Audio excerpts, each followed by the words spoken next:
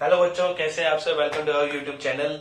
My name is Yogesh Arora और आज के इस वीडियो के अंदर हम बात करेंगे डिग्री ऑफ फ्रीडम, जिसे हम कहते हैं स्वतंत्रता की कोटि। ठीक है, तो देखो बेटा क्या है ये कहने को हमारे एक चैप्टर था 11th क्लास के अंदर केटीजी, गैसों का अनुगति सिद्धांत, उसके अंदर आता है। लेकिन इसके ऊपर छोटे मोटे क्वेश्चन आते रहते हैं, तो इसलिए हम इसको अलग से पढ़ रहे हैं। और आगे जो भी अपने ऊष्मागतिकी की आगे जो भी चैप्टर आएंगे उसमें हमारा स्वतंत्रता की कोटि या डिग्री ऑफ फ्रीडम काम में आएगा। इसलिए मैंने आपको कहा था कि इसके ऊपर एक अलग से वीडियो बनाएंगे, तो इसलिए बना रहे हैं। देखो स्वतंत्रता की कोटि क्या होता है या डिग्री ऑफ फ्रीडम क्या होता है। कोई भी एनी एटम या कोई भी परमाणु जितने भी तरीके से फ्री होकर घूम सकता है उसे उसकी डिग्री ऑफ फ्रीडम कहते हैं या स्वतंत्रता की कोटि कहते हैं। ठीक है, आपको इसका कॉन्सेप्ट क्रिस्टल क्लियर होना चाहिए, तब ही इसमें मजा आएगा समझने में। रटोगे तो कंफ्यूज हो जाओगे, इसलिए हमें अच्छे से समझना है। चलो, जैसे अभी परिभाषा नहीं समझ आई, कोई दिक्कत नहीं, अपने एग्जाम्पल करनी ज्यादा अच्छे समझ आएगी। देखो, पहले बात करें मोनो एटॉमिक के लिए, जिसे हम बोलते हैं एकल परमाणु के लिए। एकल परमाणु का example helium, neon, xenon, argon, ये सब, ये एकल परमाणु है। अब कुछ समझ आ गया होगा। मतलब ये मान लो ये एकल परमाणु, ये बिंदु है। अब सोचो कि मेरे पास ये मार्कर है, एक बिंदु है छोटा सा। यदि ये ऐसे घूमेगा तो क्या पता चलेगा आपको? सोच, बिंदु है, बिल्कुल पॉइंट है, अर्थ है, अर्थ दूर से आप देख रहे हो अर्थ को, यूं घूम रही है अर्थ, पता चलेगा एक जैसा है? नहीं पता चलेगा। ऐसे घूमे तो पता चलेगा? वीडियो में तो ये भी नहीं पता चल रहा होगा, नहीं पता चलेगा। ऐसे घूमे तो क्या ये पता चलेगा? ये भी नहीं पता चलेगा। तो ये कैसे भी घूम ले, ठीक है, चाहे यूं घूम ले, चाहे यूं घूम ले, चाहे यूं घूम ले, आपको पता चलने वाला नहीं है। अच्छा, ये तो नहीं पता। लेकिन यदि ये परमाणु ऐसे जाए, ऐसे जाए, ऐसे जाए, तो क्या पता चलेगा? फिर से देखो, ऐसे ऐसे ऐसे, क्या पता चलेगा? हाँ, पता चलेगा भैया। तो एकल परमाणु की स्वतंत्रता की कोटि कितनी हो गई? 3 हो गई। और तीनों की तीनों किसके कारण है? चलने के कारण है। इसे हम बोलते हैं ड्यू टू ट्रांसलेशन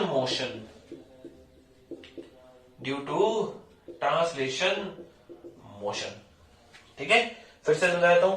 ये है परमाणु, ये घूमेगा तो पता चलेगा। बॉल मानो, एक छोटी सी बॉल मानो, घूमेगी तो क्या पता चलेगी? नहीं पता चलेगी। ऐसे घूमेगी तो पता चलेगी?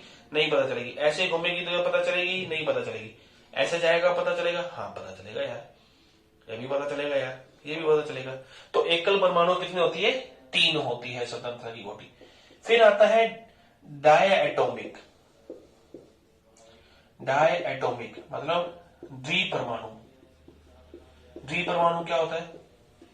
Example H2, N2, O2, Cl2, ये हमारे होते हैं द्विपरमाणु।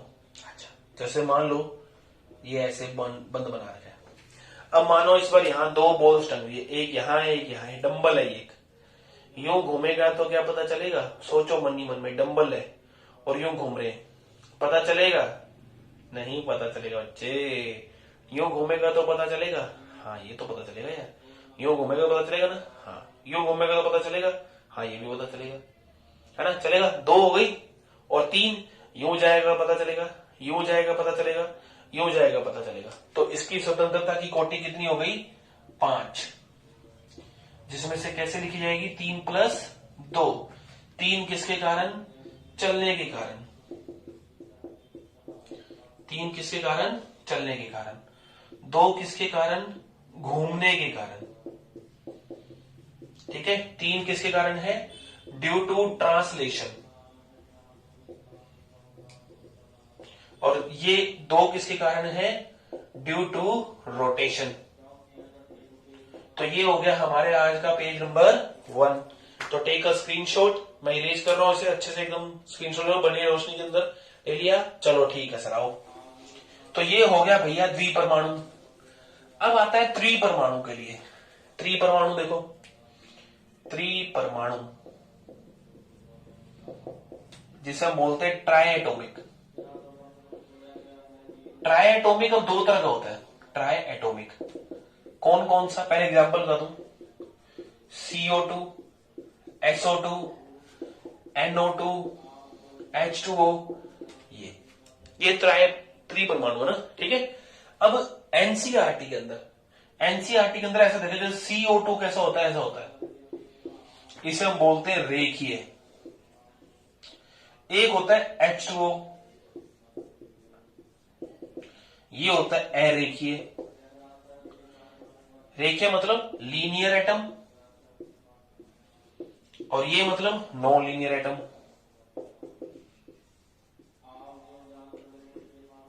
ठीक है, ठीक है सर। तो CO2 की कितनी होगी, CO2 की कितनी होगी, देखो अब एनसीईआरटी भले कुछ लिखो तो आप ध्यान रखें CO2 कितनी है। CO2 O2 इधर तो है, C यहां है, O यहां है, O यहां है। ये यूं घूमेगा पता चलेगा? नहीं बाबा, नहीं पता चलेगा यार। यूं घूमेगा तो क्या पता चलेगा, यूं देखो, हाँ ये पता चलेगा। यूं घूमेगा तो क्या पता चलेगा, ये भी पता चलेगा। तो भैया इसकी कितनी हो गई, सेम H2O जैसी, O2 जैसी, कितनी, 5, 3 चलने के कारण, 2 घूमने के कारण। T मतलब ट्रांसलेशन और R मतलब रोटेशन। T मतलब ट्रांसलेशन, R मतलब रोटेशन। T मतलब चलना, R मतलब घूमना। अब H2O की देखो, अब इसकी आप खुद सोचो, आपको अपने आप समझ आ जाएगा। ठीक है, देखो ये है हमारे पास, ठीक, ये हमारा H2O है, O यहां है, H यहां है, H यहां है। ये यूं घूमेगा तो क्या पता चलेगा, सोचो यूं घूम रहा है ना, यूं। अब मैं यार इसमें घुमा तो सकता, यूं घूम रहा है, पता चलेगा। यूं घूमेगा तो पता चलेगा, यूं पता चलेगा। 2 हो गए, यूं घूमेगा तो पता चलेगा, यूं भी पता चलेगा। तो 3 कितने हो गए, घूमने के कारण, और चलना 1, 2, 3। ठीक है, ठीक है सर। तो नॉन लीनियर एटम के अंदर इसके कितने हो गए, इसके हो गए 6। 3 हो गए चलने के कारण, प्लस 3 किसके कारण हो गए, घूमने के कारण। ठीक है, 3 ट्रांसलेशन प्लस 3 रोटेशन। ठीक है, ठीक है भैया, बढ़िया है, अच्छी बात है। एक कभी कभार कंपन की भी जोड़ देता है, कंपन की स्वतंत्रता की कोटि, degree of freedom due to vibration, degree of freedom due to vibration. तो इसके कितने होंगे, इसकी होती 2। जब तक नहीं बोलेगा तब तक मानना नहीं है। ये उच्च तापमान पर कंपन करने लगते हैं, तो कंपन ऐसे ऐसे कर सकता है या फिर ऐसे ऐसे कर सकता है। तो 2 उसके, ये तो ये या फिर ये, तो सिर्फ कंपन कितने उसकी 2 उसकी। तो इन दोनों में यदि आपको बोल दे तो आपको ये भी याद रखना है, लेकिन कब होगा, सिर्फ उच्च तापमान पर होगा। निम्न तापमान पर जब तक नहीं बोलेगा तब तक आपको इतना ही मानकर चलना है। एक होता है बहुपरमाणु, बहुपरमाणु जिसे हम बोलते हैं पॉली एटोमिक। अब पॉली एटोमिक के लिए कितना होता है, पॉली एटोमिक के लिए होता है F बराबर 6। अब देखो कहने को बहुत सारे सूत्र मिल जाएंगे आपको अलग बुक्स में, लेकिन आप ये खुद सोचिए, क्या इससे ज्यादा घूम सकता है? 3 तरीके से चलना हो गया, 3 तरीके से घूमना हो गया, क्या इससे ज्यादा संभव है? आंसर नहीं है। तो इसलिए स्वतंत्रता कोटि अधिकतम कितनी है, 6 हो सकती है। ठीक है, ये भी ले लो भैया स्क्रीनशॉट, ले लिया, ले लिया, ले लिया। चलो नेक्स्ट बात करते हैं बेटा, अपनी इसी के अंदर ही आगे चर्चा करते हैं। आइए, एक बार एयरफोर्स के अंदर मार्च 2017 के अंदर, एयरफोर्स मार्च 2017 के अंदर ये क्वेश्चन पूछा गया। देखते हैं कितने बच्चे सही बताते हैं। क्या कि सरल लोलक, सरल लोलक बोले तो सिंपल पेंडुलम की स्वतंत्रता की कोटि कितनी होती है? ये जिस बच्चे से मेरे को बताया था उससे कभी इंटरव्यू करवाएंगे, अपने कोशिश करेंगे, जब भी वो मिलेगा तो अपने से इंटरव्यू शेड्यूल रखेंगे आपके सामने, और आपको एक्सपीरियंस कैसा होता है, क्या होता है, सब कुछ आपको उसके थ्रू ही बुलवाएंगे। ठीक है, तो सरल लोलक की स्वतंत्रता की कोटि क्या होती है या कितनी होती है? ठीक है, degree of freedom of simple pendulum, degree of freedom को मैं DOF लिख रहा हूं, ऑफ सिंपल पेंडुलम। तो ऑप्शन है 1 2 3 4। स्क्रीन पॉज करके सोचने का रे बाबा, सोचो। सरल ओलग स्वतंत्र कोटि, ये हमारा सरल ओलग है, यूं चल रहा है ना, यूं चल रहा है। तो या यूं चल रहा है, चलो मान लो। तो भैया क्या आप इसे ऐसे चला सकते हो? नहीं चला सकते आप। घड़ी का पेंडुलम है, टूट जाएगा भैया ऐसे चलाओगे तो कैसे चला सकते हो? सिर्फ ऐसे ही चला सकते हो। क्या और कोई रास्ता है इसका? सोचो, क्या और कोई तरीका है इसको चलाने का? नहीं। तो इसकी स्वतंत्रता की कोटि कितनी हुई? 1 हुई। ठीक है, समझ आया? चलो मैं आपको और एग्जांपल देता हूं कि ये एक बॉल है, ये नीचे आ रही है, इसकी स्वतंत्रता की कोटि कितनी होगी? इसके लिए आपको कमेंट सेक्शन में जवाब देना है और ऑप्शन यही है, और इसका आंसर मैं आपको अगले वीडियो में बताऊंगा। ठीक है, सो वापस आता हूं। 1 2 3 4, एक बॉल नीचे आ रही है, उसकी स्वतंत्रता की कोटि कितनी होगी ये आपको बताना है। ओके, हटा दूं मैं? हटा दो सर। ठीक है भैया, नेक्स्ट क्या आता है? देखो, ये तो होगी स्वतंत्रता की कोटि, इतना सा ही टॉपिक था छोटा सा, लेकिन इसको क्यों बताया मैंने, क्या काम आएगा ये भी सुनो। तो देखो, हमारे पास एक नियम आता है, क्या? Law of equi partition of energy, ऊर्जा का समविभाजन का नियम। यहां आपको थोड़ा सा रटना पड़ेगा एक बार को, आगे वाले वीडियो में आपको जवाब दे दूंगा, लेकिन एक बार को मेरे कहने से एक बार याद रख लेना। समविभाजन का नियम क्या कहता है? ये कहता है कि किसी भी गैस की कुल ऊर्जा, किसी भी गैस की कुल ऊर्जा उसकी स्वतंत्रता की कोटियों के रूप में डिग्री ऑफ फ्रीडम में इक्वली डिवाइडेड हो जाती है, समान रूप से विभाजित हो जाती है। ठीक है, the total internal energy of A gas is equally divided into their degree of freedom.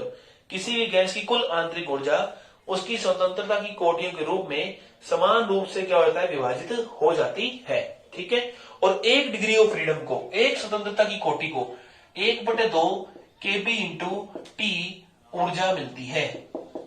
एक स्वतंत्रता की कोटि को, एक स्वतंत्रता कोटि को पर डिग्री ऑफ फ्रीडम को 1/2 kb इंटू टी क्या मिलती है? ऊर्जा मिलती है। यहां kb क्या होता है? kb होता है यहां पर बोल्ट्जमैन नियतांक। kb क्या होता है? kb होता है यहां पर बोल्ट्जमैन नियतांक, बोल्ट्जमैन कांस्टेंट। ठीक है, एक बार को आप याद कर लो। और kb इंटू Na क्या होता है? Na क्या है? Avogadro number. ये कितना होता है? R होता है। ये कितना होता है? R होता है। R क्या है भैया हमारे पास? गैस कांस्टेंट, गैस नियतांक। ठीक है, ठीक है। तो ये तो एक अणु के लिए है, एक अणु के लिए है।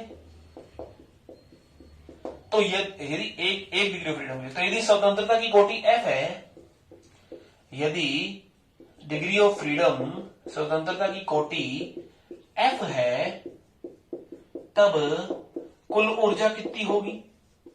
कुल आंतरिक ऊर्जा कितनी होगी? F/2 kb into T. ये कुल आंतरिक ऊर्जा होगी प्रति मोलिक्यूल, प्रति अणु। एक अणु की कुल डिग्री ऑफ मतलब कुल ऊर्जा कितनी होगी? F/2 kb इंटू टी होगी। F/2 kb इंटू टी होगी। F क्या है? स्वतंत्रता की कोटि है। F क्या है? स्वतंत्रता की कोटि है। ठीक है भैया, अब ये क्यों बताया? अच्छा, ये तो एक अणु की है, तो एक मोल अणु की कितनी होगी? एक मोल अणु की, for 1 mole, for 1 mole molecule, एक मोल मॉलिक्यूल की कितनी होगी? अब देखो, एक मोल में कितने नंबर होते हैं? अरे ये एक मोल ही तो होता है ना यार, 6.02 गुना 10 की घात 23, ये एक मोल ही होता है ना, इसका गुना कर दो। तो F/2 kb into Na into T, kb into Na into T. ये किसके लिए है? एक मोल के। और kb इंटू Na क्या होता है? R, तो F/2 R इंटू टी। ये प्रति मोल की ऊर्जा है, एक मोल की ऊर्जा है भैया। किसी भी गैस के एक मोल की आंतरिक ऊर्जा कितनी है? इतनी है। मैं बोलूं हाइड्रोजन की आंतरिक ऊर्जा बताओ, तो हाइड्रोजन कौन सा परमाणु है? एकल या द्वि? याद करो, एकल या द्वि? द्वि परमाणु है। द्विपरमाणु है तो हाइड्रोजन के लिए F कितना होता है 5 होता है, 5 होता तो रख दे 5 RT/2, ये हाइड्रोजन की कुल आंतरिक ऊर्जा है। ठीक है, ठीक है भैया, बढ़िया है। F तो N मोल की कितनी ऊर्जा होगी, N मोल गैस की कुल ऊर्जा, total internal energy of 1 mole molecule of N mole molecule of N मोल, तो N से मल्टीप्लाई कर दो, तो किसी गैस की कुल आंतरिक ऊर्जा N मोल की कितनी होती है, NFRT/2 होती है। याद रखें भैया, बहुत काम आएगा। ठीक है, ठीक है सर, पक्का पक्का सर, NFRT/2 हटा दूं। ये है हमारा आज का page number 2। Take a screenshot and then we will discuss next. Okay, ले लिया सर स्क्रीनशॉट। चलो भाई, वाह भाई वाह, आ जाओ, है ना। वैल्यू कितना है, NFRT/2। ठीक है, ठीक है सर, बढ़िया। ओके, NFRT/2, ठीक है सर। अब ऊष्मा गतिकी से आप ये सीखोगे, ऊष्मा गतिकी से, थर्मोडायनेमिक्स से आप ये सीखोगे कि किसी भी गैस की, अभी ऊष्मा गतिकी पढ़ाया नहीं तो याद रखना, सिर्फ इतना से याद है, बाकी और कुछ याद नहीं है। ठीक है, कि जो मतलब आंतरिक ऊर्जा होती है वो कितनी होती है, NCV/ΔT होती है। CV क्या है, CV याद रखो, CV नियत आयतन पर गैस की विशिष्ट ऊष्मा, नियत आयतन पर गैस की विशिष्ट ऊष्मा। ठीक है, specific heat at constant volume, at constant volume. ठीक है, ठीक है सर। तो अभी डेल यू किसके बराबर है, NCV/ΔT। और थोड़ी देर पहले यहां मैंने लिखा था कि डेल यू किसके बराबर है, NFRT/2 के बराबर, रख दो दोनों के बराबर। तो भैया ΔT को मार दिया, N ने N को मार दिया, तो CV कितना आ गया, FR/2। ये याद करवाना था आपको इन्हें। तो हमें क्या क्या याद रखना है कि कुल आंतरिक ऊर्जा कितनी होती है, NFRT/2, या कितनी होती है, NCV/ΔT/2। अब ये तो बता ही चुका हूं, है ना, और ये भी बता दूंगा तो ऊष्मा गतिकी से NCV/ΔT। CV कितना होता है, FR/2। CP - CV क्या होता है, मेयर सूत्र याद रखो भैया, R होता है। तो CP बराबर क्या हो गया, ये उधर चला गया, R+CV। CV कितना था भैया, FR/2। तो CV कितना हो गया, मतलब CP कितना हो गया, CP देखो कितना हो गया, R कॉमन आ गया, 1+F/2, ये आ गया CP। अब एक सारे फॉर्मूले जुड़े हैं, रटने का कोई काम नहीं है। CV याद है मेरे को, हाँ याद है, तो CP अपने आप निकल आएगा ना यार, भाई याद ही करना है तो फिर डायरेक्ट है, लेकिन कैसे आया तो उसके लिए है ना। ठीक है, तो ये हो गया। CP/CV क्या कहलाता है, CP/CV क्या कहलाता है, याद करो, CP/CV होता है गामा। ठीक है, हमने पिछले वीडियो के अंदर CP/CV के बारे में बताया था कि गामा होता है। ठीक है भैया, तो CP - CV बराबर क्या होता है, R। तो CP आ गया कॉमन, तो ये क्या बन गया, 1 - CV/CP बराबर R। देखो, तो CP बराबर CV/CP क्या होता है, CV/CP 1/गामा बराबर R। तो CP बराबर क्या आ गया, देख CP का एक और फॉर्मूला आ गया, CP बराबर क्या आ गया, देख यहां से, गामा -1, गामा इधर आया, तो R इंटू गामा बटे गामा -1, ये और फॉर्मूला आ गया। ठीक है, ठीक है, और देखते जाओ, सारे फॉर्मूले तो वहां लिख रहा हूं मैं। ठीक है, ठीक है, अब वापिस से CP - CV कितना होता है, R। CP - CV कितना होता है, R होता है। अब इस बार CV कॉमन ले लो, तो क्या बच जाएगा, CP/CV का होता है गामा, तो CV बराबर क्या आ गया, R बटे गामा -1। CV बराबर क्या आ गया, R बटे गामा -1। ठीक है, ठीक है सर, हटा दो सर। तो भैया अब ये देखो, सीपी ये रहा, सीवी ये रहा, सीपी ये रहा, सीवी ये रहा, क्या था, आर बटे 1 प्लस एफ बाई 2 बटे एफ आर बटे 2, ये रहा सीपी, ये रहा सीवी।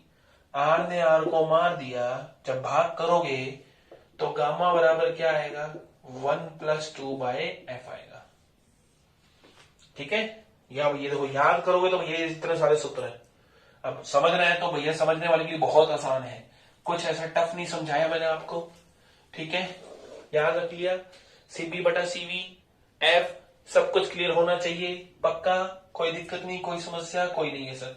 तो ये हो गया हमारे पास सीबी बटा सीवी। ठीक है, एक एग्जाम्पल से आपको और समझाता हूं। बोला गया एटमॉस्फेयर का गामा बताओ,